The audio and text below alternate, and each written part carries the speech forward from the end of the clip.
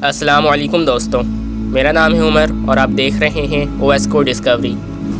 دنیا کے تمام مذاہب اور سائنس اس بات پر متفق ہیں کہ انسان اور جانور دنیا میں بسنے والے کوئی پہلے مخلوق نہیں، بلکہ اس سے قبل بھی دنیا میں الگ الگ ساکھ رکھنے والے بہت سے مخلوق موجود تھے، جنہوں نے کئی ہزاروں سے اس زمین کو اپنا مسکن بنائے رکھا اور ان کی ہزاروں نسلیں اس زمین میں پھلتی پھولتی رہیں۔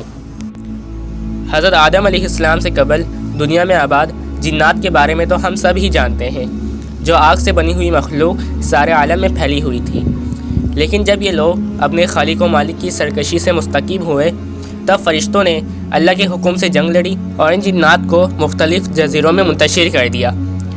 اب آپ یہ سوچ رہے ہوں گے کہ جس طرح انسان سے پہلے اس دنیا میں جنات آباد تھے، اسی طرح جنات سے پہلے اس دنیا میں کون آباد تھا؟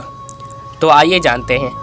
مختلف اسلامی محققین اور مفسرین اپنے تحریر کردہ تفاسیر اور دیگر کتابوں میں حضرت آدم علیہ السلام اور جنات سے قبل اس دنیا میں آباد اقوام کی تعداد 27 یا 28 لکھتے ہیں، جس میں سب سے زیادہ شہرت امام ابن کثیر کی آرا کو حاصل ہے۔ اس کے اندر تحریر کرتے ہیں کہ جنات سے پہلے ہند اور بیند نامی دو مخلوقات اس زمین پر آباد تھے۔ جب یہ سرکش اور نافرمان ہو گئے تو اللہ نے ان کی جگہ جنات نامی مخلوق کو زمین میں بھیجا تاکہ جنات اپنے طاقت اور قوت سے اس ہند اور بیند نامی مخلوق کو ختم کر دیں۔ بعض روایتوں سے معلوم ہوتا ہے کہ ہند مخلوق ایک ایسی مخلوق تھی جو ہوا سے تعلق رکھتی تھی، یعنی یہ پرندوں کی طرح ہوا میں اڑا کرتے تھے، جبکہ بیند ایک ایسی مخلوق تھی جس کا تعلق پانی سے تھا، یعنی یہ مچھلیوں کی طرح پانی میں رہا کرتے تھے۔ ایک مسلمان ادیب الجہیز اپنی تصنیف کتاب الحیوان میں لکھتے ہیں کہ ہند اور بیند دراصل جنات کی ہی ایک کمزور قسم تھی۔ مشہور و معروف طبری کے مطابق ہند اور بیند نامی مخلوق کی تخلیق قرآن میں مذکور ساہوم یعنی گرم ہوا سے ہوئی تھی، جبکہ جنات کو آگ سے پیدا کیا گیا تھا۔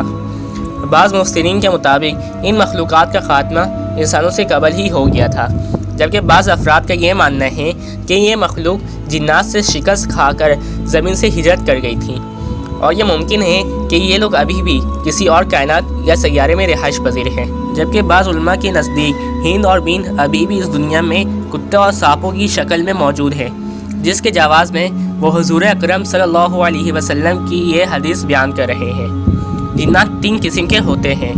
ایک قسم وہ ہے جو ہوا میں اڑتے ہیں، ایک قسم وہ ہے جو کتوں اور سانپوں کی شکل میں ظاہر ہوتے ہیں، جبکہ ایک قسم وہ ہے جو خانہ بدوشوں کی طرح ایک جگہ سے دوسری جگہ منتقل ہوتے ہیں۔